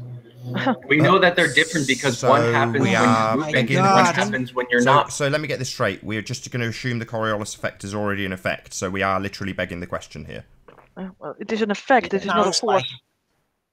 It's begging the question.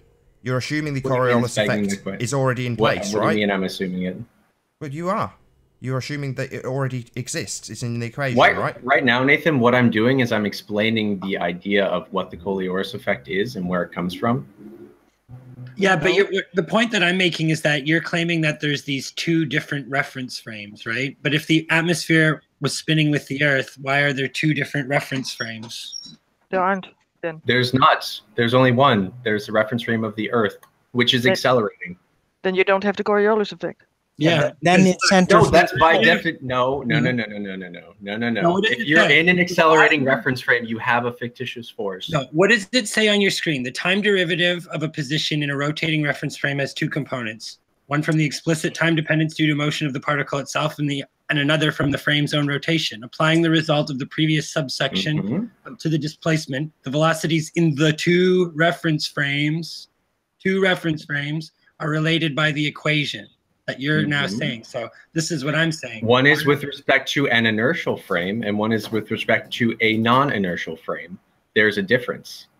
Look, the Coriolis effect, in my view, is basically something which could be compared to turbulence. Turbulence is not a force, it's also an effect. It's like what results from certain forces being applied. So what I wanted to know is, besides centrifugal force, what actual force is being applied?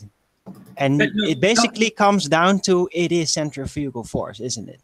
But no, Philip, you're claiming that if the atmosphere is rotating with the Earth, then it's not a non-inertial reference frame. I mean, so that's the air is not. But if the air is not moving, the only force it feels is the centrifugal force. Right. Well, that's what I'm saying. That was my whole point. That's the point. Is that the bullet is moving through the air? I don't get what the contradiction is. If a bullet is not moving with respect to the air. Is there's this claim that the atmosphere is rotating in lockstep perfectly with the surface of the Earth. Well, we know clearly that this is not the case because there's wind. Oh, okay, great. Then we agree. Perfect. Thank you. If that is the case, then centrifugal force must be purely caused I'm just saying that by centrifugal force. It must Coriolis effect must be caused by centrifugal force. Well, you're assuming that the only force acting on the air is just gravity, but that's not true because there's all sorts of effects. The sun heats up the air, which causes it to be cooler in some places and warmer in others. Is that also part of the Coriolis effect? No, that's something different. Then how does that apply here? Because we have to look at everything as a whole, right? Okay. No, we don't. No, that's not what we do. We have to isolate variables. That's what we do in the scientific method. That's why we've tried to establish your observed phenomena. That's why we've tried to establish what your hypothesis is. So no, we can't just look at it all. We have to take it in isolation. Right, but you also claim that when we try to isolate things, like put things in a vacuum chamber, that's not a part of the natural world.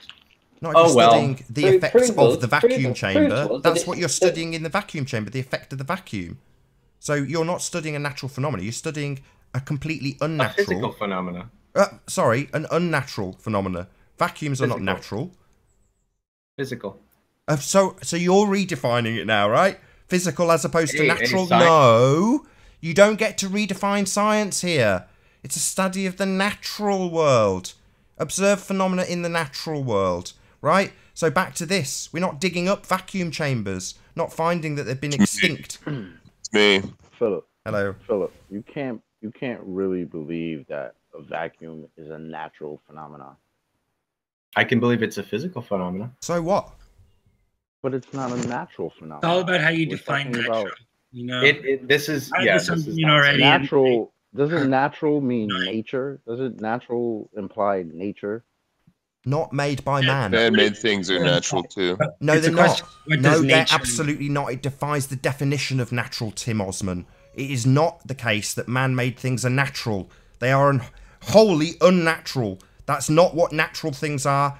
Men don't make natural things. They can make things from natural stuff, but they are not making things because men are natural doesn't make the stuff they make natural. I just wanted to say, has anyone on the flat Earth side ever shot a gun over a mile? What would this prove? Absolutely. What would it prove, Karen. Tim? What would it Karen. prove? What would the experiment be? Shooting a gun over a mile. Wow, well, we're here to talk about the Earth as opposed to munitions. You guys on the globe side seem to think this is a munitions show. Well, no, okay. actually, I just heard someone talking about the Coriolis effect, and if you don't take that into effect, you will never hit your target over a mile. Take what into effect? Hold on, Arwin. Take what into effect? Coriolis effect when you're doing your math. What is Coriolis effect? Target. Tim? What is that exactly? The consequence of the Earth spinning. Oh, right. And have you got proof of the Earth spinning? Well, the Coriolis effect is being a thing. Oh, so we're into circular reasoning now, are we, guys? Circular reasoning here on this panel. If you're a globe head, you can just reason yourself round and round in a big fat circle. That's fine if you're a globe head, right? It's called the preponderance of the evidence, guys. Oh, we're into preponderance of evidence now. Right, well, I'm not interested in that. I'm interested in scientific evidence. Not preponderance of evidence, because if it's not scientific evidence, I'm not interested. If it hasn't got a hypothesis that I can criticise and have a good look at, I'm not interested. Nathan, you wouldn't understand the hypothesis. It's fine. Oh, really? I understand what a cause and effect is. So, can you establish a cause and effect for a gun? Oh, it doesn't prove the Earth spins. Well, I have a question. How come gyroscopes don't take into account for the Coriolis effect? What do you... No, they don't need to. Oh, really? Well, how do planes get from A to B? Because if not only is the Earth curving away, so the horizon will be different, but you also understand planes have to worry about the Coriolis effect. Yes. And what machines do they use for that? They use their engine. What? Last time I checked, a bullet doesn't have an engine on it, which you can steer. Oh, hang on, wait a minute. If you was in Dover and you went to fly to France back in the World War II or whatever, before they had all the modern kit that they have now, right? So they had the plane and they set off. If the Earth's spinning beneath them, why wouldn't they end up in somewhere else instead of in Dover? They fly in a straight line, Ranty. Sorry? They didn't fly in a straight line. They adjusted their heading. So they knew about the Coriolis effect in World War II. Oh, yeah, of course they did. Yeah. Really? You're laughing because you don't understand. Yeah, I mean, I assertion that they were aware of the Coriolis force in World War II, and I call bullshit. Bulldogs and chipmunks, and I've flown gliders. I used to be, I used to be somewhere where I was able to fly those type of planes, and I never saw any kind of machine there was taught anything that said you have to take into account the Coriolis effect. No, I'm pretty sure they did know about this. They had theorized the Coriolis effect before World War II, certainly. I mean, yeah, but they didn't. Whether it exists or not is another question. 10 degrees this way to end up in France whilst the Earth turns beneath you. Do you know how big the effect of the Coriolis force is? Well, you're about to tell us that it's going to mean that you can't hit anything a mile from a bullet. Right, Tim. How much does the Coriolis effect affect the bullet's path? Will you tell me? Quite a bit, because you will not ever hit a target. Relative to how... Why are we doing this? Why are we establishing what this force that we're trying to establish, how much it affects a bullet, when we haven't actually established that the force is in the slightest bit real? We haven't established that. Why are we applying a bullet and its effect based on this nonsense when we haven't proved the nonsense yet? Because you'll hit your target if you actually take it into effect. No, it's very hard to hit a target. What is the experimental evidence of this effect existing at all? The Right, fact exactly. that I'm not coming here saying I've done the scientific method. Now that you guys have listened to Quantum Eraser, now you guys are on this kick of, oh, we gotta do the scientific method, though we That's right. don't do it for the flat Earth. That's right. Big shout out to Quantum Eraser. Massive, massive appreciation is going to come his way. I hope he repeats it at nausea so that people understand that the Achilles heel of the globe is the scientific method. You guys have got nothing that conforms with it. Nothing proves the globe using that method. You can't isolate the variables. Anthony, so you can't do it. what's your hypothesis, which is the alternative to the Coriolis? The alternative hypothesis for why a bullet does not hit its target is for many factors, but the most notable one is variations in pressure between the firing point and the target, and that will cause the bullet to fluctuate its flight of path. Wind, lots of wind. And wind. Yeah, right. wind. So, Wind. Right. Okay, so what? Okay, well, so hang on. No. Wait a minute. If I were to do, if the bullet's traveling for 1 mile and it's in the air for maybe 2 seconds, right? And it's maybe moved, 10 feet, 15 feet, something like this, according to the Coriolis effect. Yes. If a plane is flying, right, how fast is it spinning beneath it? If it within 1 second it's made an adjustment of 15 feet, what would a plane do when it's traveling for 30 minutes? The amount of Coriolis force depends on the velocity of the object. So unless you're saying that the plane is going as fast as a bullet, well, how fast does a bullet not go? going to be as Planes dramatic. go at 550 miles an hour. A little bit faster than that. May I say something? How fast, Tim? No, I mean, I'm just saying that if you're going to talk about maths, it wouldn't add up. Hello? Even if it was going at 4 times the speed of the plane. Hello. Hello. I want to interject for a moment. Quantum Eraser did an explanation on the Coriolis effect. And if I can present my screen, then I'll have him. This is what he said about the Coriolis effect. This is a quote. What it is exactly. You're not sharing your screen. There's nothing on your screen. Nothing. Okay, I will try Yeah, again. I think. Okay, I have to do this. Sorry, it's new for me. Yeah. Can you see it now? Yes. And he had this presented a while ago in one of his presentations of the 4 flat Earth proofs that he made about the Coriolis effect. It is not scientific proof, but it is a logical inconsistency problem. Yeah, so that's the thing. And here is the definition of the Coriolis effect. Right, So exactly. This is what I was saying, is that there's this facts that contradict because there's this other outstanding claim that the atmosphere rotates with the Earth, and that's why flight times are similar in both east and west directions, right? Yeah, so there's 2 different reference frames. One with the Earth and one non-rotating system, the atmosphere, with everything in it. So we can disprove the model simply by pointing out internal contradictions. We can, exactly. Well, exactly. I'm assuming that you're interpreting this correctly. All right, if you had 2 armies, and explain, and they both had the same type of rifle, right? And one was firing into the Coriolis effect, and one was firing with the Coriolis effect. Technically, you could fire further. One army could fire further than the other. Because the force is perpendicular to the trajectory. Yeah, let's go to the planes, because he explains this with planes flying from east to west. I'd like to, for a moment, just very shortly interdict something else, and that is, you know why a bike, when you actually ride it, stays upright? Because the momentum stabilizes it into its singular direction, and that highly contradicts the concept that a Coriolis effect would deviate a bullet, because the extreme speed would actually causes it to stabilize its path. So it's just not real. I think you're talking about 2 different things. So one is hold on a second. Sorry, Philip, to interrupt. No, it's fine. Sorry to interrupt you, Philip. Can you just let Betty get to an end of a point? Because she's started, but then someone else has brought up 2 more points, Ranty and Arwen. But if you can just get to the end of a point. I'm not good at reading out loud in English. I'm sorry. But we are doing this with the flights from east to west. So you have a flight going to Charlotte, North Carolina, to LA, and he says it here.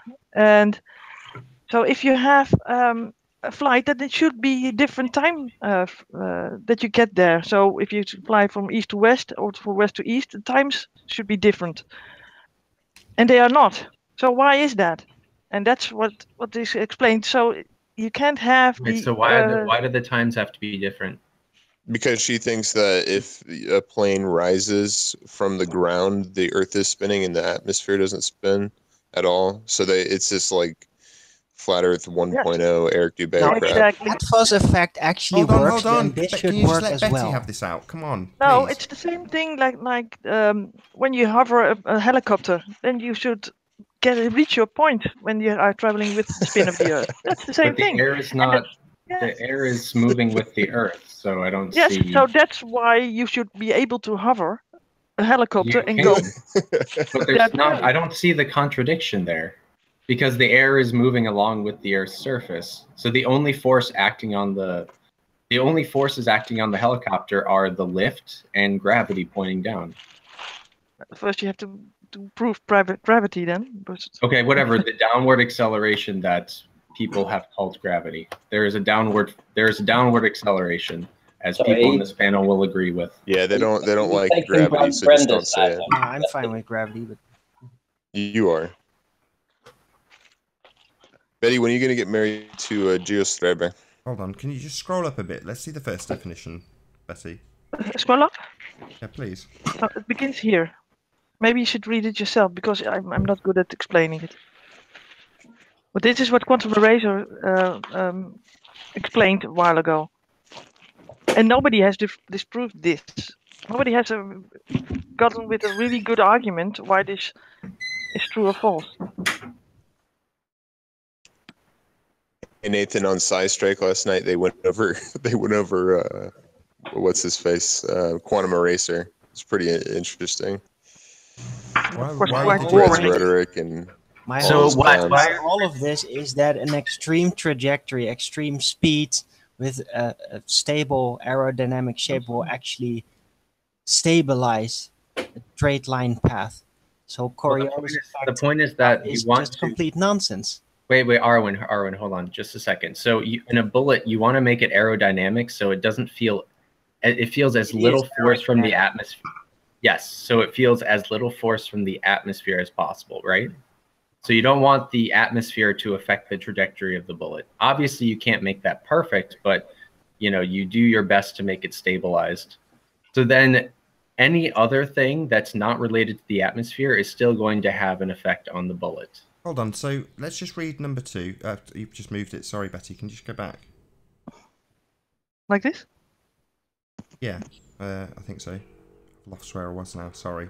Yeah, here it is. Are gas molecules attached to, scroll each back other up. moving? Scroll back up. All right, so mechanism. Yeah. So how do the gas molecules? Scroll back up, just a second. Sorry. All right, let me try and explain this because I think I have a decent explanation. Number 2, the object in question not physically attached. All right, let's just go first. Start out with the atmosphere, right? So it is not a force. It appears to deflect. Right. So let's just talk about the atmosphere, since that's the first thing that people try to claim as a contradiction, right? So if I take a say fluid moving through a pipe, right? Is it not true that there's going to be a force of friction between the fluid and the sides of the pipe? You're talking about fluids. Yes, air is a fluid as well. No, it has different properties. Gases would have a different property than fluid. Liquid. No. Okay, there's a difference.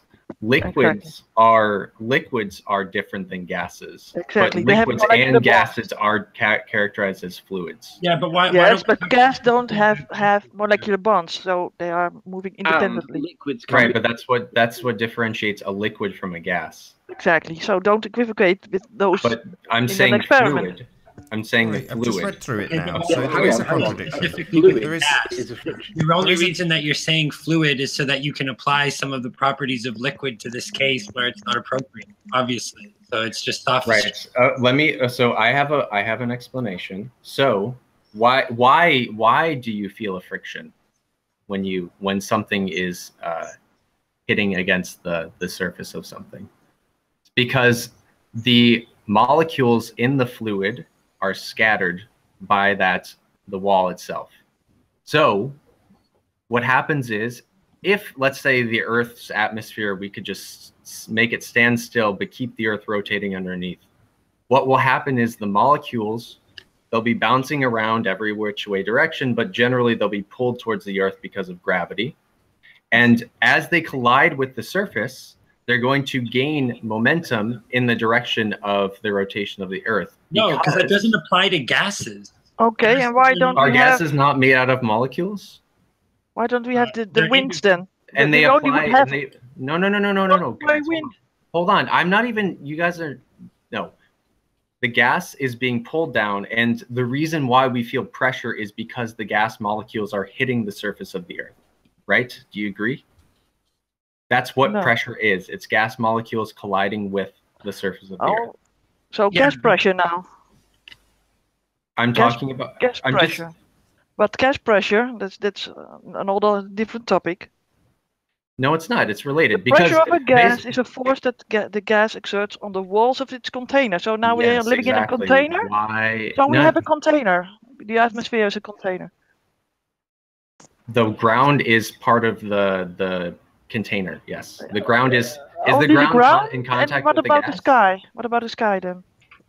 The pressure decreases as you go up. I wonder why that is. Sorry, she just asked if you were in a container. The properties of a gas is that it is the force of the gas it exerts on the walls of its container. So, right, and in one direction I have gravity, which is pulling it down. There's no other forces acting on gravity first. That's Sorry, the Philip, thing. what she's saying is, if it's supposed to be in a container, do we have oh a my lid? God. Do we have a lid? Do we have a lid on the Earth? You don't need a lid if the only force acting on the particles is gravity. Well, how do we know that there's no lid if the definition of how a gas works is how it works on the walls of its container? You're saying there's no walls, is a right? resistance to motion, right? What do we talk about friction for? This is something else. You know how gases work. You have a. I know how gases work. Okay, so you have your tire on your bike or on your car. If I have a column of air, which is in a whatever, you can pick a container. Exactly, you pick a container where it doesn't have a lid, but it's infinitely tall. I don't need a top on that. Sorry, what's this infinitely tall? Yeah, it's a varying pressure system. So if you're gonna say you have no evidence. If you're gonna say it's closed, then it debunks yourself. No, there's no evidence to support that. That's just a claim that you're making. Do you not believe that there's a varying pressure system on Earth? Yeah, of course there is. Okay, so and it's not if it's enclosed, acceleration. If it's enclosed, then why? Why is there a varying pressure system, and how does that work? No. We're not asserting it is enclosed. We're saying that gases that he's talking about, if they're going to be measured, it's defined in terms of how they act on the container. And if you're saying we're not in a container, well, we kind of are, because we've got an infinite amount of space above us. No citation, just an assertion. Then that's nonsense. No, the container is the ground. Friction sorry, Tim, is the ground the lid of the container? That's what we're asking. Do you agree that the air figure that out? Well, how do we have an atmosphere next to a vacuum? But this is what Betty was trying to articulate. It's not next to a vacuum, you idiot. Well, you say space is a vacuum. Yeah, it is. Talking about 100 miles, dude. Sorry, yes, we do have an atmosphere next to a vacuum, according to you heliocentrists. That's exactly what you believe. No, we have a high pressure next to a slightly less pressure next to a slightly less pressure until it goes all the way and up at some point, and that goes against the laws of entropy. That goes against the laws of entropy. But you just said yes. No, it doesn't. And then there's a point where there's no, it doesn't. Yes, because you have to get in equilibrium. The system is in equilibrium, actually. How so? How so? If you have different layers. Because there's a force being applied on the gas. Yes, but then you have to prove that force. What is that force? Yeah, what's that force? The fact that we have. Sorry, what's that force that's acting on him? What's the force? Proves that there is a force there. Yeah, but what's the proof? What's the mechanism of that that force? Oh, What I is don't the need to have a mechanism? mechanism because No, we can just have a just so story, can't we? We don't need to know. Why would we need to know this stuff? We can just make it up. Mass attracting mass. We can just make it up. an Mass answer, but attracts you guys don't mass, accept it, Cavendish. so Yeah. what's the Nonsense. We've gone past that, right? We're not using that anymore, Tim. Einsteinian gravity, my friend. So the bending of space-time, Betty.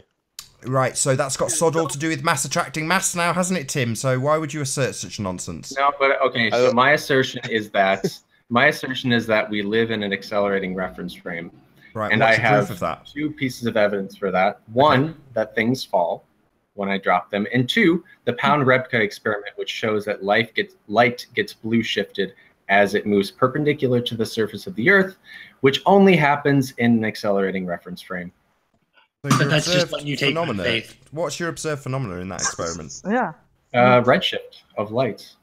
Yeah, but you Redshift just light. take that on faith. That's not something that you've actually demonstrated to yourself, right? That's just a behind closed. So now we're doing zetetic philosophy? Yes. Yeah. We're going to look at it. We're going to have a little look and a little touch and a little taste. Yes, that's right. Oh, man. You guys are going to be terrible scientists. Sorry, science being observing things in the natural world, as opposed to, what, philosophy, which is what you do? There's so much fraud going on that we have to be zetetic to be serious about. How do you know that there's fraud? NASA? Well, you've just told us that there's no vacuum next to an atmosphere, and then you turned around and said, "Well, hang on, no, there's different degrees of the atmosphere, to the point where it's almost no atmosphere, and then it meets the vacuum of space." Yes. So at some point, the vacuum of space needs to meet the atmosphere, no matter whether it's 100,000th of the atmosphere that we're experiencing on the plane of the Earth right here, or way up top. At some point, the atmosphere meets the vacuum. So The problem. Sorry, I just want to phrase that as a question. So if we have this this effect where the atmosphere is being dragged along with the Earth, and we have this gradient that goes up and up and up and up forever, does that mean that the entire thing, all the way up to the very tippy top of this ever decreasing air density, does that mean that that in and of itself is also being dragged along with the Earth? Yes. Really? Right There's up to only one Saturn? force acting on it. Right, so the How gravitational is pull of that Earth is enough to keep the atmosphere into its tiny, tiny separations into infinitely next to nothing, but not quite nothing. That's all being dragged along with the Earth, is it? Last time I checked, force equals mass times acceleration. So if there's one force, then you can have an acceleration which moves things. And what's that force? Gravity. Oh, really? Gravity's not a Back to force. this fairy tale that's got no evidence. Yeah, and then you're no, also evidence that you don't accept. So you're contradicting Einstein's model of general relativity. I'm not, because Einstein's model also includes Newton's laws in it. If you go to very slow velocities, yes, it does. It does. No, it does not include Newton's. It does. In the non-relativistic limits, it becomes Newton's equations of motion. Nathan, do you think that a flat non-relativistic earther... limits. Okay. With that, I'm going to say, first and foremost, a huge, massive, enormous thank you to all of the live audience for tuning in and hopefully for sharing this debate. And, of course, a massive thank you to all of the debating panel for making this debate possible. If you've not done so already, be sure to like, comment, share and subscribe. I've been Nathan Oakley, and I will see you all in the next video. Oh, what a day! What a lovely day!